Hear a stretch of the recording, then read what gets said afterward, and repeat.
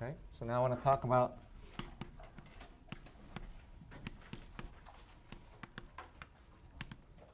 singularities of closed chains.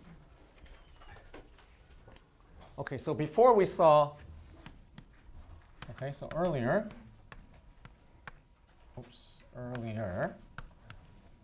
we saw the relation QP dot is equal to G sub Q, QA dot. Okay,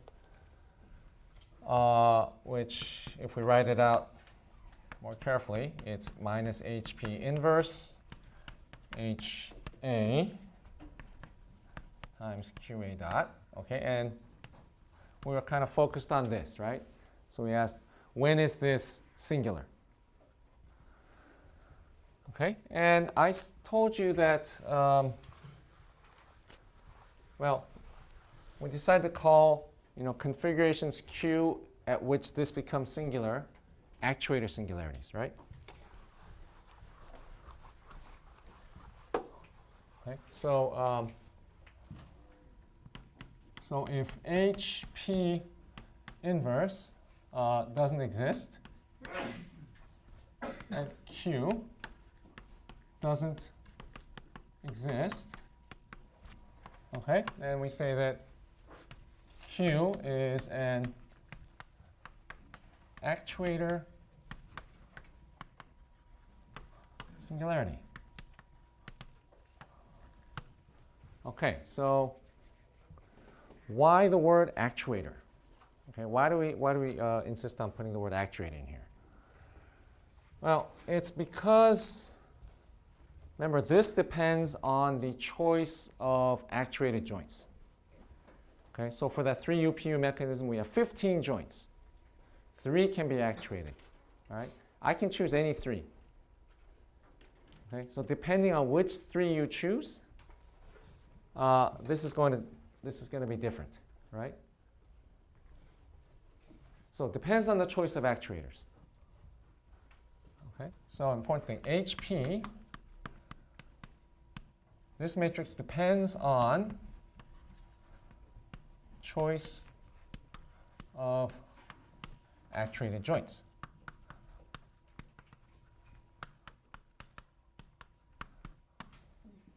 All right, let's use some basic examples to illustrate this idea. Okay, so let's look at the 5-bar linkage. Okay, so 1, 2, 3, 4, standard planar 5-bar linkage. Okay, so it's 2 degrees of freedom. Okay, so let's assume these 2 joints are actuated. So this one and this one. Okay, so these 2 joints are the actuated joints. Okay, and the rest are passive. Okay, now let me draw a configuration for you. Suppose the robot, or this closed chain, is in that configuration. Okay. Now it's pretty clear that these 2 joints cannot be independently actuated in this configuration. Okay. So anywhere else, okay, these 2 joints can be rotated given any arbitrary velocity, okay, and it's okay. At this configuration, okay, we have a problem, right? If this joint rotates counterclockwise, this joint rotates clockwise, right? Obviously, bad things are going to happen. Okay, this is an example of an actuator singularity. Okay, this is an actuator singularity. Okay, we are unable to independently drive these actuators. Okay.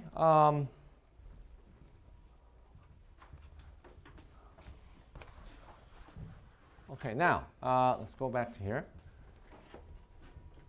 So these two joints are independently actuated. Now, if I fix these joints, lock it, then what happens to the rest of the mechanism? Becomes a structure, right? Nothing can move. So if I lock this joint, everything should be stationary. Nothing can move, right? All right, now let me draw this configuration for you.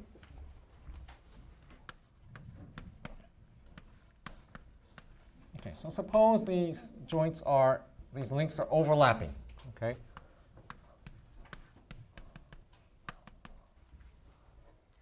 Okay, and now these two joints are actuated. I lock them.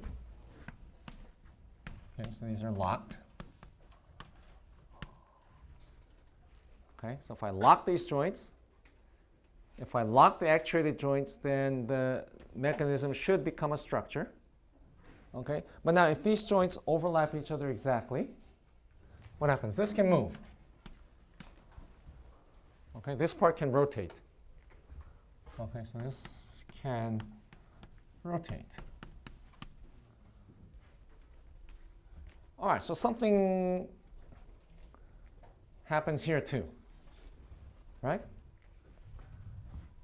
This is also an actuator singularity, but it's a different kind of singularity, right, than that one. So I'm going to give words here. So I'm going to call this actuator singularity a non-degenerate.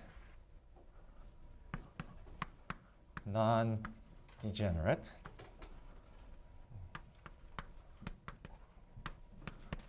And I'm going to call this type of actuator singularity a degenerate. Actuator singularity. Okay, and this is of the degenerate type. Okay. Suppose I move the actuators. Okay, so let's draw that configuration again. Let's draw this. So suppose I move the actuator here to this joint. Okay, so this is my actuated joint now. Okay, so these two are actuated.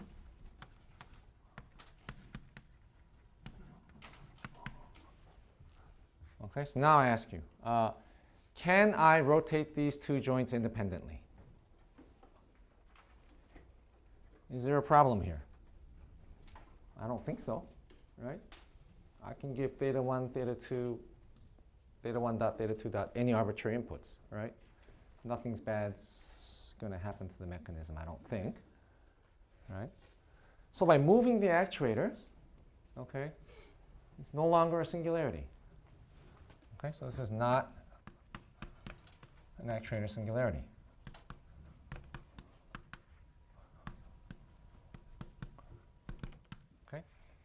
Okay, so that's why it's called an actuator singularity. Depends on where you put the actuator. Okay, and same thing with here. Okay, if I move my actuator to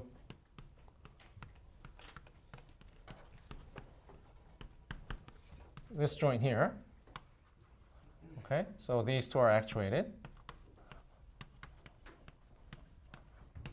Okay, again, if I lock these two joints, then what?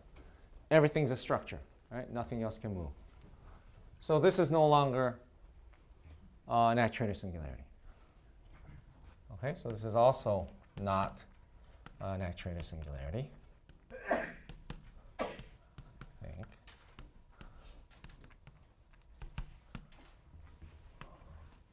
Okay. All right, so actuator, how do you find actuator singularities? Through that analysis, right? Find H sub p, see if it's invertible. Okay, now there are situations where, okay, there are situations where you can put actuators anywhere. Okay, anywhere, it's still singular, whatever you do. Okay, so you can put the actuators here, here, here, here, whatever. Just pick any two. It's always singular.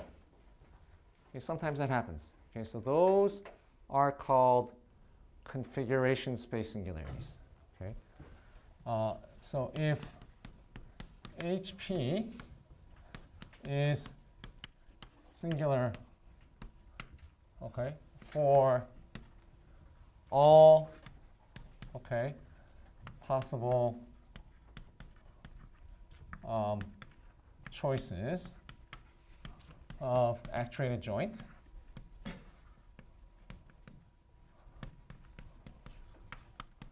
okay, that essentially means that, okay, the matrix G,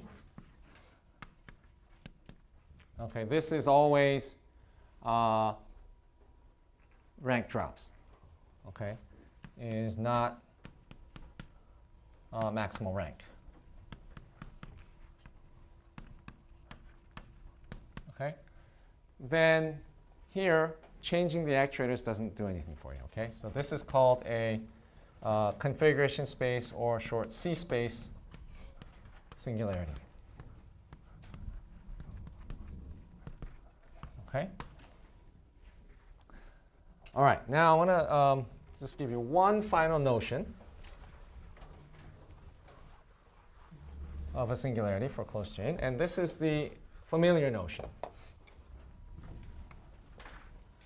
Okay, let's call it an end effector singularity.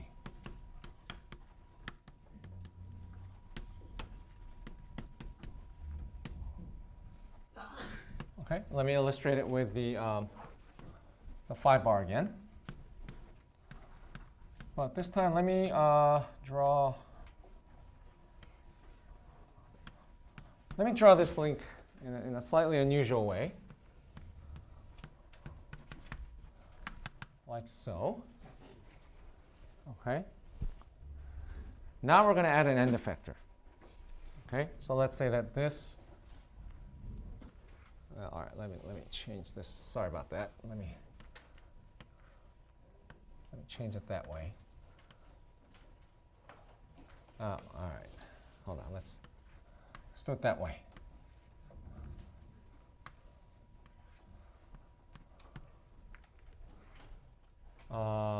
No, hold on. All right, let's go back to the,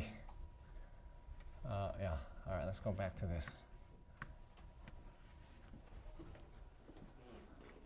All right, so back to the original drawing. Let's say this is the tip right here. Okay, so that's my end effector. Okay, forget about orientation of the end effector, just the position. Now you'll notice that in this configuration, the tip cannot move in that direction, right? And also in that direction. Okay, what is it? It's the classic, right? In the open chain case, when you have the arms fully extended, we cannot move in this direction. It's that singularity. Okay. So for closed chains, we can have these kind of singularities, right?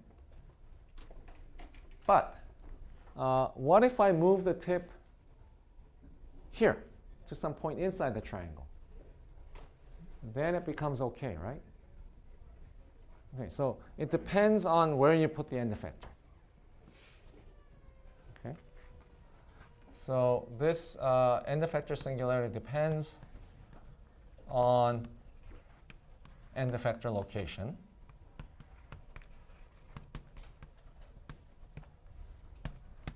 Okay.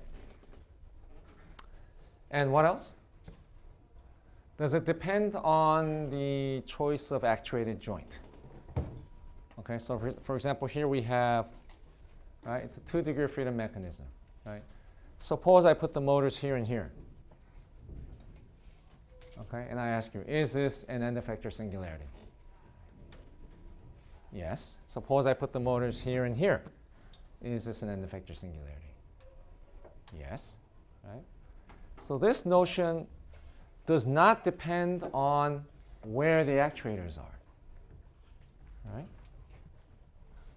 Okay, so does not depend on actuated joint.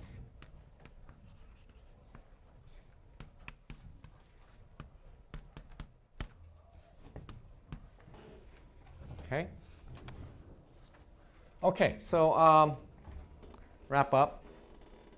Closed chains, okay, singularities, much more complicated than the open chain case. Right? You have to think about which joints are actuated, right? Where the end effector is. There are different notions: actuator singularities, end effector singularities, and configuration space singularities. Okay, I think that's a good place to stop. Thank you.